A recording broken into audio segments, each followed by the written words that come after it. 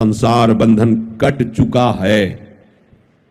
जैसे एक बहुत बड़ा वृक्ष हो पुराना और आंधी से जड़ से उखड़ गया है, बड़ी बड़ी जड़ें हैं, पर कुछ छोटी अभी ऐसे नीचे से, पूरा नहीं उखड़ पाया, गिर गया है, अब उसकी सत्ता नहीं रह रही, पर थोड़ा थोड़ा नीचे जमीन से आधा से ऊपर दिखाई दे रहा, नीचे की छोटी जड़ें ऐसे लगी हुई है, उससे वो हरा भरा महीनों दिखाई देगा, तो आपको लगेगा वृक्ष जिंदा। नहीं, जहां आप उठाओगे खत्म हो गया।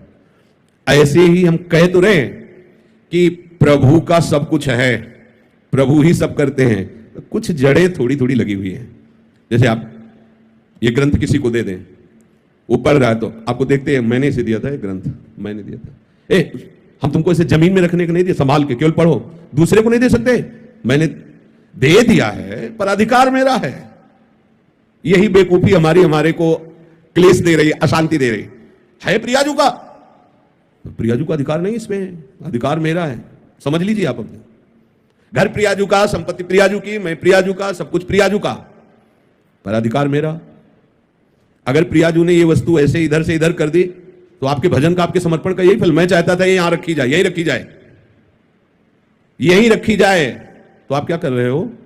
प्रियाजू को अपनी सेवा में ले रहे हो या आप प्रियाजू की सेवा में जा रहे हो? अभी आप अपना ही तो अधिकार जमा रहे हो। देख लो, ऐसा ही समर्पण है, ऐसा ही समर्पण है। गुरुजी न कोई माता न पिता, आप जरा सी कोई बात, वो आप हमारी अनुकूलता के लिए आप थे, प्रतिकूलता के लिए आप नहीं थे। हमने आपको समर्पण इसलिए समर्पण किया, प्रतिकूलता कैसे दे दी? यही हमारी शिकायत प्रियाजू से। क्या समर्पण है? हमें रोग हो गया, हमें कष्ट हो रहा है, हमारा अपमान हो रहा है, हमारी निंदा हो रही है, ऐसा हो वैसा। अब तुम्हारा क्या बचा भाई? वो छोटी छोटी जो जड़ें हैं उनको भी उखाड़ दो। यद्यपि शरणागति से, इस भावना से, मेरा कुछ नहीं, मैं कुछ नहीं कर रहा, प्रियाजू सब करवा रहे, जैसे जो भी वास्तविक नहीं कर रहे आप। ना आप सत कर रहे हो, ना आप असत कर रहे हो, ना अच्छे कर्म कर रहे हो, ना बुरे कर्म कर रहे हो। समझना हमारी बात। आपने अच्छे बुरे कर्मों के आरोप को अपने में मान लिया है, उसी का आपको दंड मिल रहा है। और जिस दिन आप इस कर्ता भाव को श्री जी के चरणों में समर्पित कर देंगे तो बुरे कर्म होंगे ही नहीं। इसकी पहचान है। जैसे लोग कहते हैं प्रभु की सत्ता के बिना पत्ता नहीं हिलता, तो हमसे जो कुकर्म आचरण हो रहे हैं प्रभु ही करवा रहे हैं। हाँ, उन प्रभु को तुम जान नहीं पा रहे हो कौन करवा रहे हैं। उन प्रभु का हम परिचय बताते हैं, उनका नाम है अहंकार। जिन प्रभु को तुम आरोपित कर रहे हो कि वो कुकर्म आचरण करवा रहे हैं, हाँ ठीक है, उनकी बिना सत्ता के पत्ता नहीं हिलता। तो ये जो सत्ता आपने स्वीकार कर रखी वो श्री कृष्ण की नहीं, वो अहंकार की स्वीकार कर रखी है। मैं ये करता, मैं। आप हटा दो इसको। बुरे कर्म स्वाभाविक उससे नहीं होंगे, स्वाभाविक संकल्प नहीं हो, क्योंकि करता ही नहीं रहा तो होगा कैसे? अब भागवतिक अपने आप होंगे, बिना संकल्प के होंगे, और ऐसे महान होंगे कि आपका मंगल, जगत का मंगल स्वाभाविक होगा। जैसे वृक्ष कुछ नहीं करता, लेकिन उसके द्वारा जगत मंगल स्वाभाविक होता रहता है।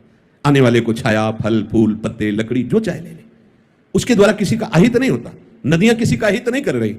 ऐसे संत का जो भगवत चरणारविंद में आसक्त है, वो करता नहीं किसी का मंगल, उसे स्वाभाविक मंगल होता है। पुष्प की खुशबू स्वाभाविक प्रकृति में सुगंध फैला देती है, उसको प्रचार प्रसार नहीं करना होता। ये अहंकार, ये करना है, ये नहीं करना है, ये दोनों क्रियाएं ही हैं। करना भी और नहीं करना भी, दोनों क्रियाएं। जो महापुरुष होते हैं वो इन दोनों से अलग होते हैं। जो करना हो करा लेना, जो नहीं करना है वो ना करवाना। कितना आनंद है, अभी आनंद है। और इसका फल होगा कि आपकी जितनी सामग्री जमा है दुख भुगाने वाली या लोक लोकांतर भटकाने वाली, इस सूत्र से सब भस्म हो जाएगी। और जो नवीन है वो क्योंकि वो सब इनके पर चतुराई से नहीं, वो चतुर शिरोमणि है। कई बार सुनाया सत्संग में, एक ब्राह्मण बड़े विद्वान, शास्त्र के ज्ञाता, जैसे आप ही सत्संग सुन रहे हो, उनकी सत्ता के बिना पत्ता नहीं हिलता, तो जो हमने दुराचार किया गोविंद आपने कराया भोगो, अच्छा किया मैंने किया, बुरा किया गोविंद ने किया। और जबकि शुरुआत होती है कि अच्छा किया तो आपने, बुरा किया तो ये मेरा कोई अहंकार है, मेरी कोई वासना हो। सच्ची बात है, सच्ची बात है। कोई न कोई अहम आप बचाए रखे हो, उसी से हो रहा है। चाह किसको पैदा हो रही है? न स्वरूप में चाह है, न प्रभु में चाह है। तो ये जो चाह पैदा हो रही है देहाभिमान में है। देहाभिमान नहीं होगा तो चाह नाम की वस्तु नहीं होगी। बहुत सुंदर उन्होंने उपवन लगाया था, बगीचा, सुंदर बावड़ी, कुआं आदि।